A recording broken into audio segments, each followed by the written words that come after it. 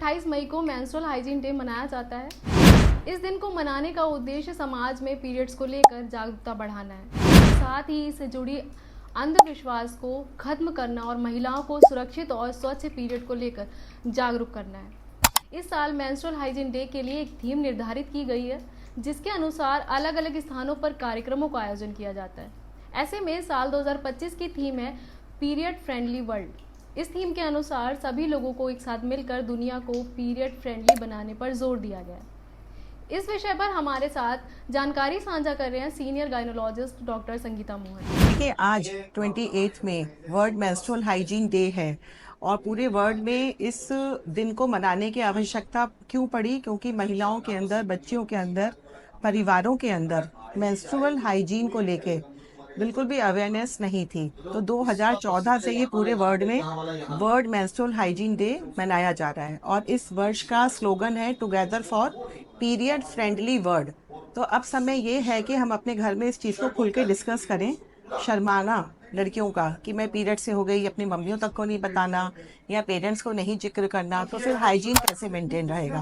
तो इसके लिए आमतौर पे भारतीय घरों में मैं जहाँ तक देखती थी कि भाई कपड़ा इस्तेमाल किया, और बीइंग अ डॉक्टर मेरे पास ऐसे बहुत सारे केसेस आते हैं जिसमें ये होता है कि कपड़ा इस्तेमाल करने के बाद से खुजली हो गई, जलन हो गई या लिकोरिया अर्थात श्वेत प्रदर की शिकारी परेशानी हो गई। तो इसमें हम लोग को यही एडवाइस करते हैं कि आप लोग सैनिटरी नैपकिन्स का यूज़ करें।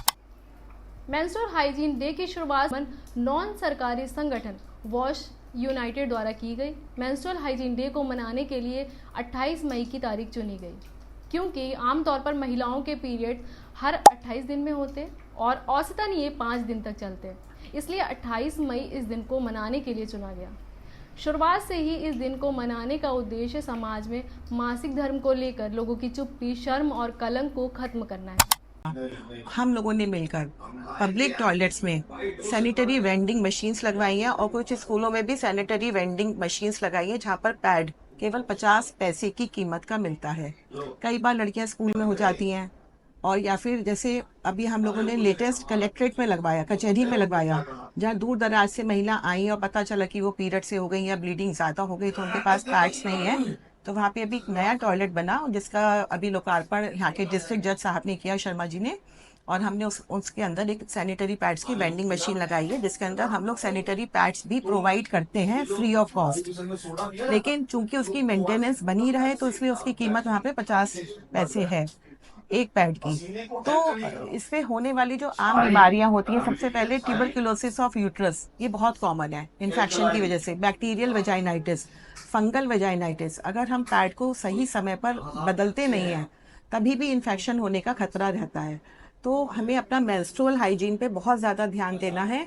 और वैसे तो बहुत ज़्यादा अवेयरनेस आ गई है, स्कूलों में भी प्रोग्राम्स होते रहते हैं समय समय पर क्लीनलीनेस के भी, बट स्टिल अभी भी ज़रूरत है कि हम सब महिलाएं मिलकर अपनी बच्चियों को इस बारे में शिक्षित करें और अपने पूरे परिवार को इसके विषय में जानकारी होना बहुत ज़्यादा आवश्यक है। महिलाओं को अपने शरीर और स्वास्थ्य के प्रति आत्मनिर्भर और जागरूक बनाने के लिए महत्वपूर्ण है। पीरियड साइकिल हर महिला के नेचुरल और बायोलॉजिकल प्रक्रिया में है, जो महिलाओं के प्रजनन स्वास्थ्य से जुड़ी है। इसके बाद भी आज के समय में कई महिलाओं में पीरियड्स को लेकर शर्म, कम जानकारी और हाइजीन की कमी देखी जाती है। पीरियड्स के दौरान महिलाओं को अपना खास ध्यान रखने की ज़रूरत होती है, क्योंकि थोड़ी सी भी लापरवाही महिलाओं के स्वास्थ्य से जुड़ी समस्याओं को बढ़ा सकती है। इसी उद्देश्य से महिलाओं और समाज में मेंस्ट्रुअल हाइजीन के प्रति जागरूकता बढ़ाने के लिए हर साल 28 मई को मेंस्ट्रुअल हाइजीन डे मनाया जाता है। यह दिन सिर्फ एक प्रतीक नहीं है, बल्कि महिलाओं और टीनेजर्स को सम्मान, स्वच्छता और स्वास्थ्य से जोड़ने का एक प्रतीक भी है। पीरियड्स आना हर लड़की के जीवन का एक महत्वपूर्ण पड़ाव है। ये उनके जीवन में यौवन की शुरुआत को दर्शाता है। आमतौर पर पहली बार पीरियड 11 से 14 वर्ष की उम्र के बीच आते हैं, लेकिन आजकल कई लड़कियों में 10 वर्ष से कम उम्र के बीच में ही पीरियड्स आना शुरू हो जाते हैं, जिसे जल्दी माहवारी आना कहा जाता है। यह स्थिति चिंता का विषय बनती जा रही है, क्योंकि ये न केवल शारीरिक बल्कि मानसिक और भावनात्मक ग्रोथ पर भी प्रभाव डालती है। क्यों हो रहा है? क्या मोबाइल भी इसका एक कारण है? बिल्कुल है। और जो समय से पहले जो पीरियड स्टार्ट होता है उसे हम लोग बोलते हैं प्रीकॉक्शियस पुबर्टी, समय से पहले महीना आना। तो जैसा कि आपने पूछा क्या मोबाइल इसका एक रीज़न है? बिल्कुल है, क्योंकि मोबाइल हम लोग पकड़ा देते हैं, बच्चे रोए ना, और हम अपना काम निपटा लें, या हमें कहीं जाना है, बच्चा गाड़ी में बैठा है या घर पे बैठा है तो उसको मोबाइल दे दिया जाता है। मोबाइल में यूजुअली दिया जाता है कि वो कार्टून नेटवर्क देख ले या गेम खेल ले, पर अनचाहे कुछ ना कुछ वीडियोस ऐसे पॉपअप हो जाते हैं जो क्यूरियोसिटी की वजह से बच्चे खोल के देखते हैं, और वो अश्लील वीडियोस होते हैं जिससे हमारे शरीर में हार्मोन्स पे एडवर्स इफ़ेक्ट पड़ता है।